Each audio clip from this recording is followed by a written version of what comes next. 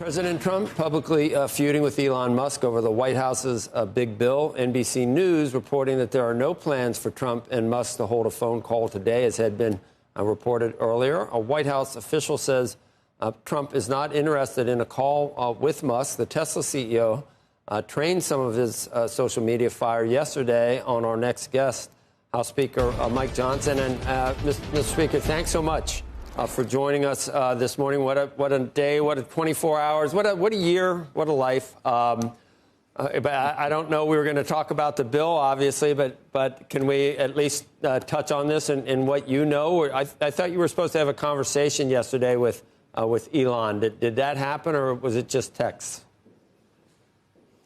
Well, we exchanged text messages yesterday. I spoke with him at length on Monday, and that's why the kind of the blow up that happened this week was very surprising, disappointing to me.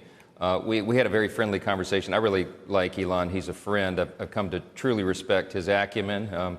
The Doge effort was heroic, patriotic, helped us find a lot of savings and abuses that Congress was not able to uncover previously. So huge contributions. And look, we can have policy differences. We have that here in this building, every day, but it's not personal. It shouldn't be personal. I don't tell my friend Elon I don't argue with him about how to build rockets, and I wish he wouldn't argue with me about how to craft legislation and pass it. But we've had some good discussion. I thought it was helpful, fruitful, but it's just disappointing. I hope it all resolves today. Look, these are two titans. I respect them both. I'm of course a huge fan and supporter of President Trump. I was with him in the Oval Office yesterday afternoon when some of this was unfolding, and he was disappointed. I was disappointed. I just hope it resolves quickly for the sake of the country. Well, Mr. Speaker, one of the points that the president made early on yesterday was that Elon was intimately involved with what was in the big, beautiful bill and was well aware of it if there are shortcomings in terms of, and you've had to deal with your caucus. I don't know what's possible. I don't know what's possible in the Senate, but we're all well aware of the obstacles to getting a perfect bill. And I think Elon Musk, you must have had those conversations with him, so he was familiar with it. Suddenly, the hyperbolic language he used to describe the bill, even last week, where did that come from? And what do you attribute that to? I really don't know. I mean, the point is well taken. We worked to craft this legislation over about 14 months. I mean, we began this in March of last year, working to craft a reconciliation package using 11 different committees in the House. They each worked in their area of jurisdiction and developed that policy over months and months of long discussion and deliberation and finding consensus on it. And so each of the committees came out with their individual pieces of the large reconciliation bill over a series of months and weeks. I mean, all this text was out in the public. Everyone knew exactly what we were talking about. There was nothing done under, late at night other than a long session to get to the final vote, and that's because the Democrats tried to stall it in the Rules Committee. So, look, everyone had plenty of time to review and digest what was in the legislation. I'm sure Elon knew what was in it as well. And look, the American people are sort of caught up in the drama of this, but I don't think at the end of the day, tweets and social media posts really determine what's the most important to the American people. I think what they're concerned about is what we all promised on the campaign trail, what President Trump was elected to do, the mandate that we got by 77 million popular votes, and that is to make sure that border is secure, to rebuild our military-industrial base at a very difficult time. That's the only new spending in this bill.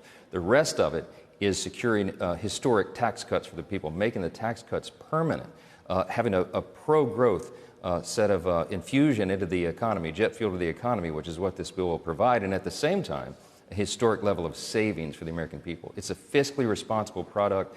It is the first in a series of steps to get us back on a sound fiscal trajectory. And I think, Joe, it's a very important message for us to send to the bond markets, the stock market, investors, job creators, entrepreneurs, risk takers around the world, and here, of course, in the U.S. economy.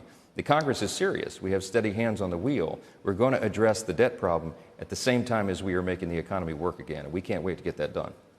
Speaker Johnson, this week, Elon's one thing, but you do have to get through the Senate. And this week, we have had a series of senators who have come on this program to talk about their concerns with the bill, including Ron Johnson and Rand Paul, who both have said they will not support the bill in its current status because they think it adds trillions of dollars to the deficit.